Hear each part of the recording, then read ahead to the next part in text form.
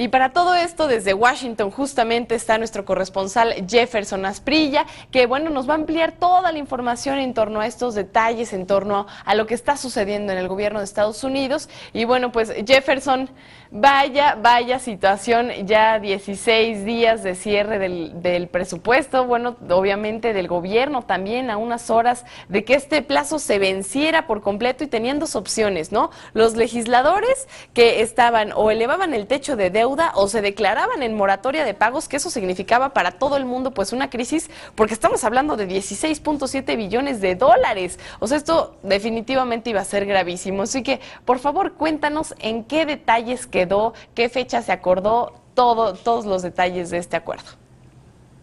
Hola, ¿qué tal, Paola? En Hola. este momento se espera el voto del Senado de los Estados Unidos a este acuerdo bipartidista al que llegó el presidente del Senado, el líder de la mayoría demócrata, Harry Reid, con el líder de la minoría republicana en esa Cámara, Mitch McConnell.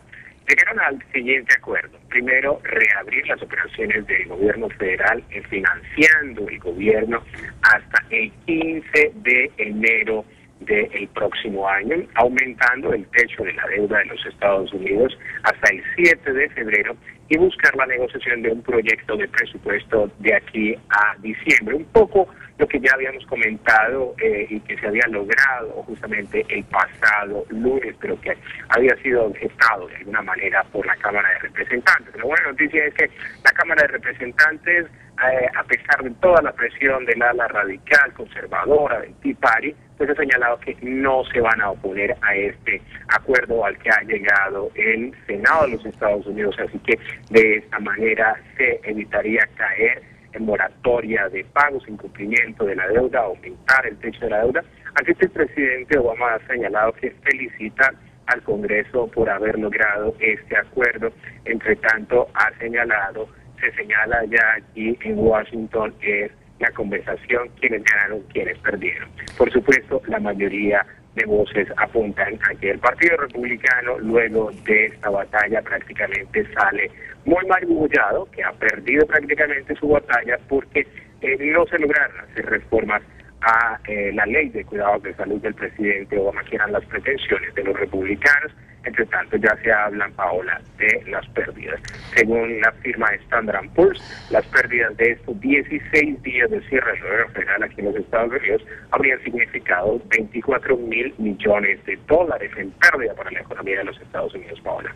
Jefferson, muchísimas gracias. Ahora, claro que también tenemos que hablar un poco, ya lo decías tú, de Medicare, porque pues finalmente los gastos asociados justamente a esa ley de salud son el origen de todo este bloqueo.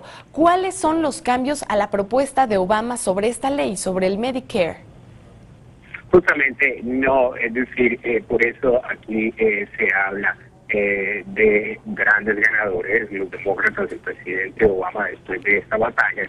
¿Por qué? Porque lo que buscaban los republicanos, sobre todo el Tea Party, era quitarle fondos a esa ley, hacerle reformas, pero el presidente Obama y su coalición estuvieron siempre muy fuertes, insistiendo en que no lo permitirían y efectivamente salen airosos, no va a haber cambios de acuerdo con este acuerdo al que se ha llegado. Es decir, no hay cambios significativos a la reforma de salud del presidente Obama. Que de hecho enfrenta algunos problemas, pero no son cambios significativos. Bien, ahora también nos mencionabas que, bueno, y también sabemos por otros medios que la presidencia ha estado acusando a los republicanos de hacer una propuesta que solo beneficia a esta fracción ultraconservadora, el Tea Party, que son los mismos que a fin de cuentas paralizaron el gobierno, y quiero preguntarte si así se sigue percibiendo en Estados Unidos.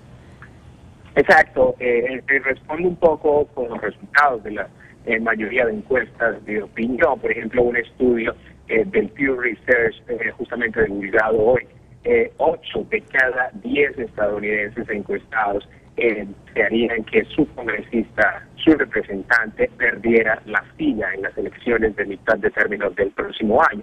Lo que se traduce esto de alguna manera es que hay mucha ira de parte de los electores estadounidenses con sus congresistas por el trabajo y por estas batallas presupuestarias aquí en Washington. Y cuando vemos quiénes son los mayores damnificados acuerdo con las encuestas, los mayores damnificados son los republicanos, sobre todo. ¿Por qué? Porque se señala que esta ala ultraconservadora, es decir, el Tea Party, de alguna manera ha influido demasiado y ha llevado al país primero al cierre del gobierno y al Partido Republicano en una posición bastante incómoda, incluso voces tan republicanas como John McCain señalando que esta es uno de los episodios más vergonzosos que él ha visto en su carrera como congresista. De alguna manera, otra ala que representa hoy en día esa ala bastante ultraconservadora, el Tea Party, es justamente el senador de origen hispano de Texas, Ted Cruz, que hoy todos lo señalan como uno de los grandes culpables.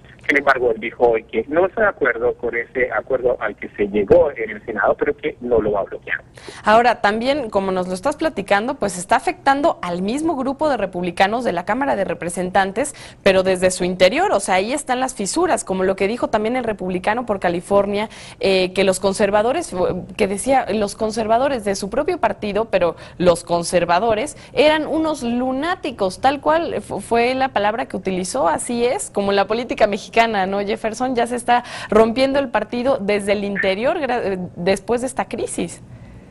Exactamente, quedó evidenciado después de estos 15 días de cierre del Congreso que definitivamente el Partido Republicano está dividido, un ala ultraconservadora, el ala del Tea Party, y que ellos señalan, ellos llegaron prácticamente, la mayoría son congresistas nuevos en la Cámara de Representantes, algunos del Senado, que llegaron a Washington ¿con qué misión? Con la misión básicamente de acabar con la reforma de salud, y ellos han señalado, por ejemplo, las voces del Tea Party señalando que bueno, han perdido esta batalla, pero van a seguir.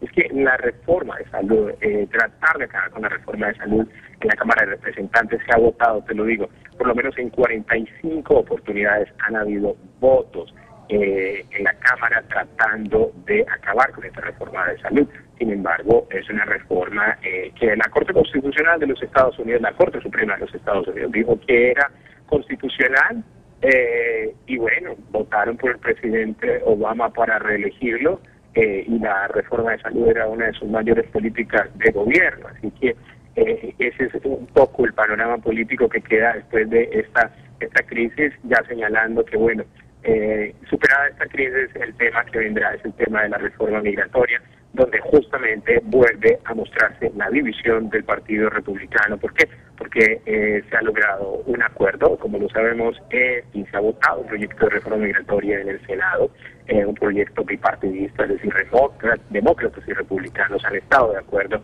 en eso, pero nuevamente es allí, en la Cámara de Representantes, donde encuentra sus mayores obstáculos, y por supuesto hay ultraconservadores que no están de acuerdo con la medida, a pesar de que señalan que es una prioridad. Ahora, sobre este mismo tema que nos estás platicando, es importante decir que, como decías, ¿no? Obama presionaba ya a los republicanos para que ellos ya se pusieran de acuerdo para poder llevar a cabo la votación de la reforma migratoria, que a nosotros, al menos mexicanos, latinos, nos importa muchísimo que ya se resuelva. Se planeaba que se hiciera un día después de resolver el presupuesto. Como última pregunta, me gustaría que se aclarara, ¿esto sigue en pie?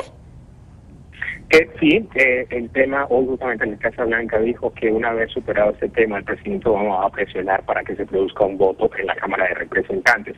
Sin embargo, la situación es tan complicada y parece que estas discusiones sobre el presupuesto podrían nuevamente tomarse la atención de Washington, del Congreso de los Estados Unidos, de tal manera que una oportunidad va a haber nuevamente una lucha de narrativas y de tratar de poner quién tiene más protagonismo y qué tema avanza mucho más en la opinión, en la agenda nacional. La reforma migratoria y las negociaciones sobre el presupuesto, vamos a ver hasta dónde está el presidente Obama dispuesto a invertir su capital político por esta reforma de inmigración, o si hay que esperar justamente a el próximo año